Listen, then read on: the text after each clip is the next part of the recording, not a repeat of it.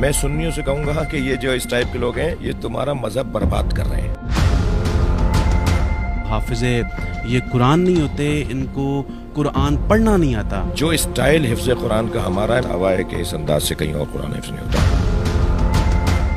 ان کی کتابیں بھری ہوئی ہیں، ان کے لوگوں کے کلپس موجود ہیں جس میں توہین کے پہلو ہیں. علی ولی اللہ حجت اللہ وسیع رسول وہ خلیفۃ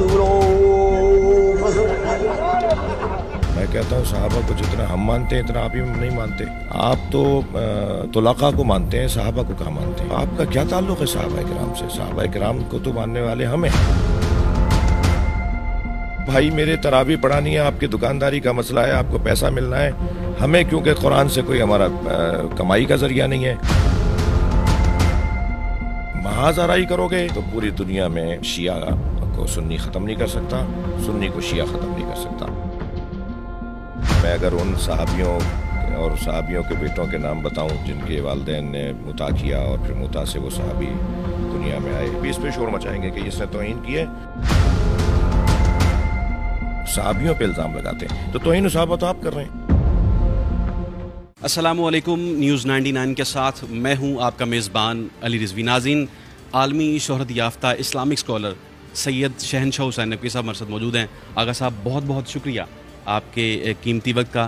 سب سے پہلے میں اور میری ٹیم جو ہے آپ کے والد صاحب کے بارے میں سنا، تعزیت پیش کرتے ہیں. آغا صاحب آپ کا وقت بہت زیادہ قیمتی ہے. میں سوالات کی جانب بڑھنا چاہوں گا. آغا صاحب سب سے پہلا سوال 12 ربیع الاول کے حوالے سے میں کروں گا کہ سرور کونین کی آمد کا مہینہ ہے اور اہل تشیع جو ہے حضرات وہ 17 کو ہم عید میلاد النبی مناتے ہیں اور 28 کو جو ہے سفر کو وصال ہے. لیکن جو اہل سنت برادری ہے وہ 12 ربیع الاول کو کہتے ہیں کہ اسی دن ولادت بھی ہے اور جو وصال بھی ہے. آپ ایک عالم دین ہے، اس پہ آپ کا کیا کہیں گے؟ کچھ تاریخ جو ہے، بہتر تاریخ کون سی ہے؟ بسم اللہ الرحمن الرحیم. سب سے پہلے میں بھی اپنے حصے کا شکریہ کہ آپ نے موقع دیا، وقت دیا. میرے والد گرامی ایک سماجی، ایک فلاحی شخصیت تھی خدمت کے حوالے سے، ان کے لیے آپ نے دعا کی، میں ممنون ہوں. ربیع الاول کا مہینہ بہار کا، خوشیوں کا اور شادمانی کا، اور ایک اعتبار سے عید کا مہینہ ہے، اس لیے کہ ہم 8 ربیع الاول کے بعد 8 کو ہم سوگ ختم کر دیتے ہیں، کیونکہ 8 کو امام حسن عسکری کی شہادت کا دن ہے. تو ہم اس دن سوگ اور پھر 9 سے ہم خوشیاں منانا شروع کرتے ہیں. تو 12 سے 17 تک آیت اللہ روح اللہ الموسوی الامام الخمینی رحمۃ اللہ علیہ نے ہفتہ وحدت کا اعلان کیا. اس پورے ہفتے میں سنی شیعہ مل کر نبی مکرم کی سیرت پر اور ان کے فضائل پر غور کریں، اسے بیان کریں. جہاں تک تاریخوں کا مسئلہ ہے کہ 17 کو شیعہ ولادت کا دن مانتے ہیں اور 12 کو اہل سنت مانتے ہیں، میں کہتا ہوں یہ کوئی خاص اختلاف نہیں ہے، بلکہ اس کو اچھا سمجھا جائے، اس کو حسن کے طور پہ لیا جائے. یہ دونوں تاریخیں ہماری تاریخیں ہیں. آغا صاحب سوشل میڈیا ہر بندہ یوز کرتا ہے. ایک منظور مینگل صاحب ہیں، آج کل وہ کافی زیادہ ان کے جو ہے نا وہ بیانات سامنے آ رہے ہیں، جلسے بھی کر رہے ہیں. انہوں نے ریسنٹلی بیان دیا ہے، انہوں نے جلسہ کیا اور انہوں نے کہا کہ جو اہل تشیع حضرات کے اندر مجتہدین سے میں کہتے ہیں میں خامنی صاحب سے ملا اور ان کے منہ ٹیڑھے ہوتے ہیں، ان کو حافظ یہ قرآن نہیں ہوتے، ان کو قرآن پڑھنا نہیں آتا. میں صرف اتنا کہوں گا کہ مولا علی نے فرمایا المرء محفوظ تحت لسانہ، المرء محبوط تحت لسانہ لفظ بھی ہے، یعنی انسان اپنی زبان کے نیچے چھپا ہوا ہے. جب بولتا ہے تب پتہ چلتا ہے کہ یہ کتنا پڑھا لکھا ہے. اگر کوئی گالیاں دیتا ہو، کسی کی زبان ایسی ہو کہ جو قرآن کھولا ہوا ہو اور فحاشی کی اور جنسی گفتگو ہو رہی ہو اور اپنے اساتذہ کے بھی کچھ ایسی باتیں بتائی جا رہی ہوں جو میں نے دوستوں نے مجھے بتایا ہے، میں تو جب مجھے پتہ چل جاتا ہے کہ یہ غیر معیاری کوئی ہے ماحول، تو میں تو خود کیونکہ الحمدللہ تہذیب سے باہر نہیں آتا، اس لیے جب کوئی تہذیب سے باہر آیا ہوا شخص نظر آتا ہے یا سنتا ہوں تو میں ویسے ہی نہیں سنتا. یہ ہمارے دوست کبھی کبھی پکڑا دیتے ہیں ہاتھ میں موبائل کے، دیکھیں یہ آپ کو گالی دے رہے ہیں، دیکھیں یہ ہمارے مجتہدین کو گالی دے رہے ہیں، وہ تو اتفاقاً سن لیتا ہوں. لیکن میں ان صاحب کو زیادہ جانتا نہیں ہوں، مگر اتنا جتنا جانتا ہوں وہ سب آپ بھی جانتے ہیں کے لطیفے اور توہین آمیز، حتیٰ شیعوں کے لیے نہیں، اپنے لوگوں کے لیے جو انہوں نے باتیں کی بھی ہیں، اپنے بزرگوں کے جو کام بتائے ہوئے ہیں شادیوں کے اور جنسی، اور جہاں تک بات یہ ہے کہ اچھا ایک انہوں نے میرے لیے کہا ہے کہ وہ کہتا ہے کہ سنی ہماری جان ہے، تو سنیوں کی جان تو صحابہ ہیں۔ جی بالکل، آپ بین المذاہب کی بات کرتے ہیں تو آپ ہماری جان کی قدر کریں۔ ہاں، تو وہ کہتا ہے کہ جی سنی ہے تمہاری جان ہے تو صحابہ سنیوں کی جان ہے، تو پہلے صحابہ کو تو مانو۔ میں کہتا ہوں صحابہ کو جتنا ہم مانتے ہیں اتنا آپ ہی نہیں مانتے۔ آپ تو طلقاء کو مانتے ہیں، صحابہ کو کہاں مانتے ہیں؟ آپ تو آزاد شدگان کو مانتے ہیں جو نہ مہاجر تھے نہ انصار تھے صحابیوں میں۔ تو آپ کا کیا تعلق ہے صحابہ کرام سے؟ صحابہ کرام کو تو ماننے والے ہم ہیں، ان کی آبرو، ان کا احترام۔ آپ نے تو جب ان کے بارے میں بات کی ہے تو آپ نے تو ان کا مذاق اڑایا ہے، آپ نے ان کی توہین کی ہے۔ گستاخ رسول تو یہ لوگ ہیں، 85 کلپ ان لوگوں کے جمع ہو چکے ہیں۔ ابھی تو آپ دیکھیے گا کہ اس FIR سے یہ خود ہی کہیں گے کہ یہ جو بل پاس ہوا ہے اس کو واپس کرواؤ۔ ان کی کتابیں بھری ہوئی ہیں، ان کے لوگوں کے کلپس موجود ہیں۔ یہ درس جب دے رہے ہوتے ہیں تو وہی تو حدیث سنا رہے ہوتے ہیں جس میں توہین کے پہلو ہیں۔ جہاں تک انہوں نے جو ہے وہ حفظ قرآن کے حوالے سے بات کی کہ ان کے حافظان قرآن نہیں ہوتے، یہ پیچھے جو میرے کھڑے ہیں یہاں سارے حافظان قرآن ہیں۔ ہاں، شیعہ حافظان قرآن کہتے ہیں ان کو حفظ قرآن پڑھنا نہیں آتا۔ میں تو عطا پتہ بتا رہا ہوں، یہ چیلنج بھی کر رہے ہیں کہ اگر کسی کو ہم سے سننا ہے تو حیدرآباد میں ایسی، کراچی میں اس وقت میری معلومات میں 1000 سے زیادہ حافظان قرآن پاکستان میں شیعہ ہیں، اور پورے ورلڈ میں 10,000 سے زیادہ حافظان قرآن شیعہ۔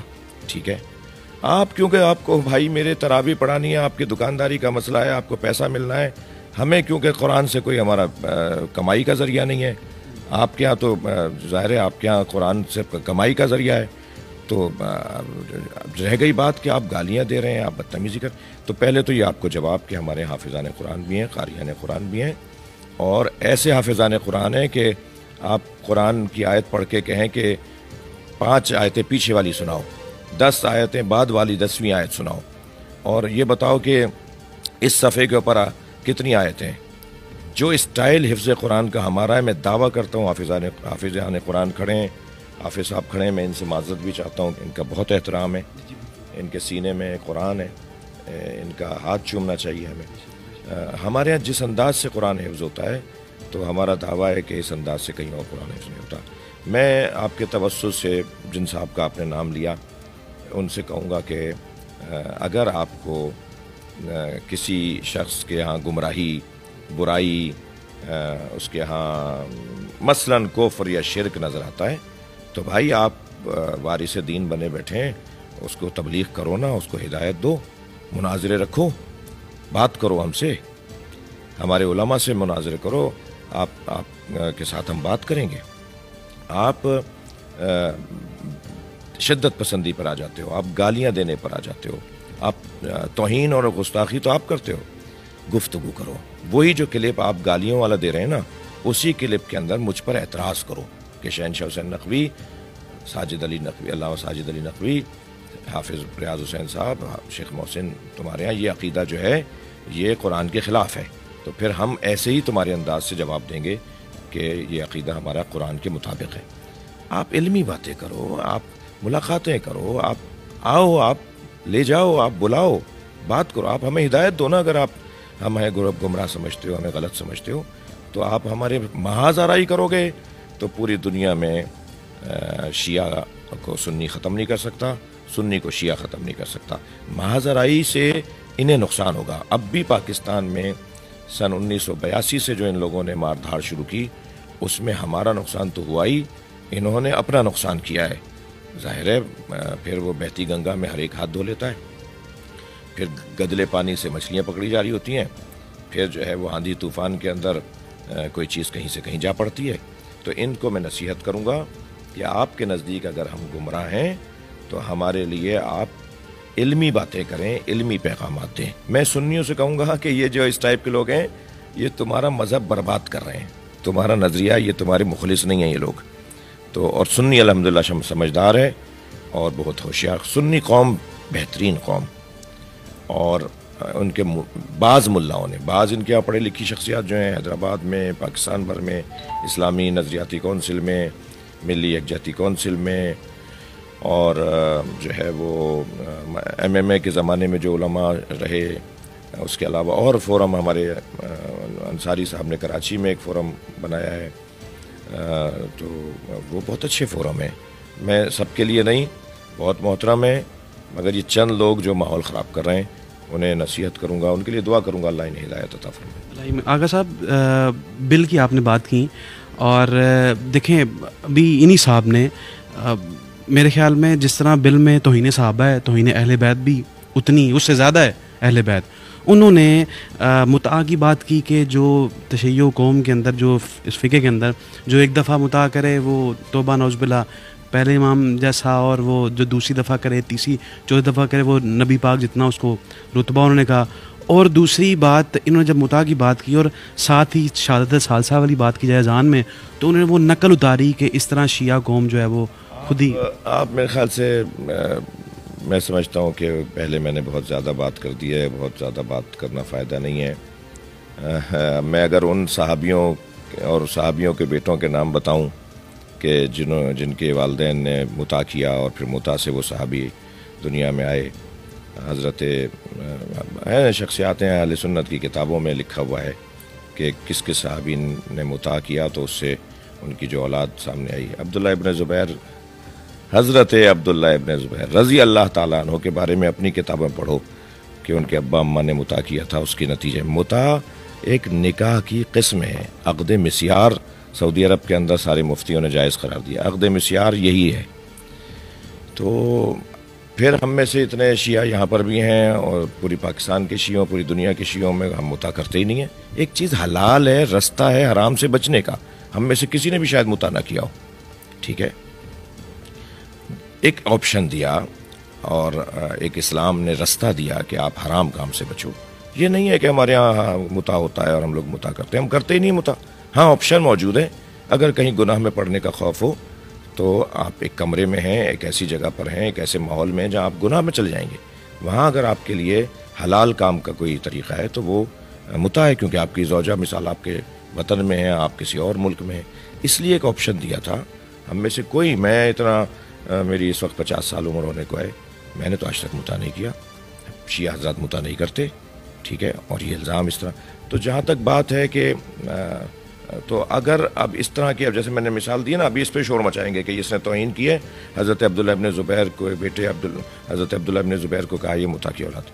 بھائی تمہاری کتابوں میں لکھا ہوا ہے، توہین نہیں ہے. ہم تو اس کو اچھا سمجھتے ہیں، کرتے نہیں ہیں. ہر اچھا کام تھوڑی کرتے ہیں. کتنی چیزیں اچھی آپ کو مارکیٹ میں نظر آتی ہیں، سب لے لیتے ہیں کیا آپ؟ کتنے اچھے اچھے کھانے رکھے ہوتے ہیں، سب کھا لیتے ہیں کیا آپ؟ اچھی چیز ہے، مگر ہم ہر اچھی چیز نہیں لیتے. تو ایک اچھی چیز تھی. صحابہ کرام نے بعض نے متعا کیا، نبی کے زمانے میں متعا تھا. آپ کہتے ہیں خیبر کے موقع پہ وہ حرام کر دیا گیا، خیبر کے موقع پہ نبی نے منسوخ کر دیا. ہمارا سوال یہ ہے کہ حضرت عبداللہ ابن عباس حبر الامہ رضی اللہ تعالی عنہ، وہ آخری وقت تک کہتے تھے کہ نبی نے اسے حرام قرار نہیں دیا. یہ غلط بتایا جا رہا ہے.